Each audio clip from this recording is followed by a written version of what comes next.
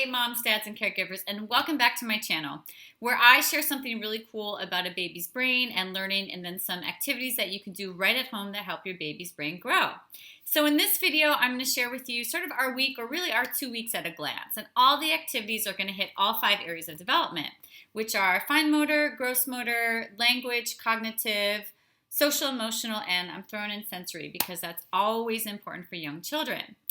And so we'll start with just talking about brain development. I'll show you the activity, and then at the end, I'll also just share some other brain building extensions that you can do right at home. And the other thing I want to say is that all the materials that I used were very, very affordable. Most of them were used from materials that I found right at home. So I hope you enjoy, and I'm so glad you're here. Anders is 11 months old in this video. We used this really awesome tunnel, which by the way, I bought from Marketplace for less than $5. And here Anders is learning how to coordinate left and right movements. He's learning how to crawl through an object, both really important gross motor skills that prepare him for walking. I created this fort using 3 dining room chairs and a large bed sheet. Anders is still practicing his crawling skills, his left to right coordination and crawling through something, but this is a little bit more challenging because now he has to navigate underneath 3 chairs.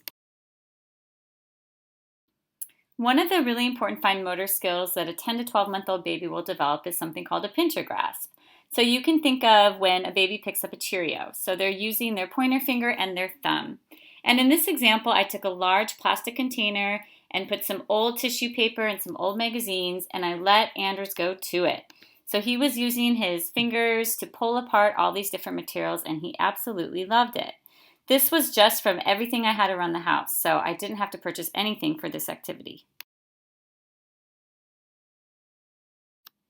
Somewhere between 10 to 12 months of age, your child will have a deeper understanding of object permanence, or that is their ability to understand that once something goes away, it reappears.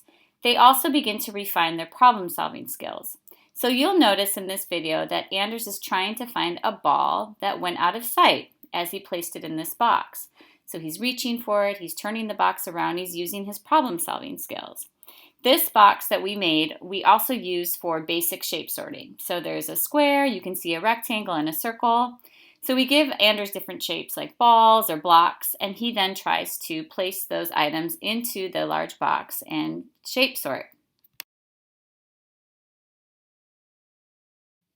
Sensory play is important for any age because essentially it activates the neurons in a child's brain, and that means their thinking cells. So in this case, I took a large plastic container and filled it with potato flakes. Because our little guy is only 11 months old, I wanted to make sure that whatever we used was safe enough to put in his mouth. I filled the bin with different cups and different bowls so that Anders could dump and pour and explore. To make this even a little bit more kind of a thinking activity, I talked to him about the different colors of the bowls and just reflected back to him what he was doing, like dumping, pouring, etc. Around 11 to 12 months of age, babies will begin to understand some short sentences. And also remember that babies are motivated by things that interest them. So in our case, we're super lucky that Anders is such a good eater. So we often take that opportunity to talk and model language. So for example, in the morning, and I brought the little box here, he loves his Cheerios. So when he's eating his Cheerios, I model short sentences. So it could be as simple as just talking about what I see on the front of the box, like, oh, there's a bowl of cereal with strawberries in a heart-shaped bowl. Or I might read some of the ingredients, which is also helpful for me as a parent to know. And then we often bring these little fruit pouches, right? So I'll talk with him about, oh, the blueberries that you're eating, they look soft and sweet. I might taste a little bit of the blueberry or the banana and talk about, ooh, the blueberry is kind of juicy and sweet, or this one is tart, and I might point to a blueberry on his tray. So just taking the opportunity to model these sentences and describe what he's eating is a great way for babies to learn language, and it doesn't cost a dime. It just takes your attention and a little bit of your intention. So that's something we love to do. Babies continue to develop their connection with you and continue to deepen their attachment to you. And when they're doing this, they're learning about trust and they're learning about how relationships work. So something that you can do to further enhance this connection is something called I Love You rituals, which comes from Dr. Becky Bailey's work in conscious discipline. So basically, we chose a song, Bill Withers' Lovely Day, and as many mornings as we can, I dance with Anders. And the lyrics really speak to our heart. You can choose any song that's meaningful to you, but the purpose is that you're connecting with your baby and appreciating how special they are. Okay, Anders, are you ready for our song? You ready? Here we go. Oh, here we go. When I wake up in the morning and sunlight hurts my eyes, and something without warning, bears heavy on my mind. Ready?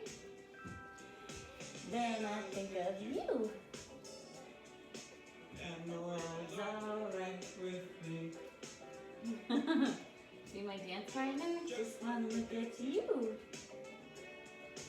and I know it's gonna be a lovely, lovely. So there are really many, many ways that you can extend any one of these activities to make them more brain building. But I want to share one thing that we do that's really dear to our hearts. And just for a background, our son is really, really active. And I've noticed the more that he grows, the more that he's kind of moving from one activity to the next, the next, the next, to the next.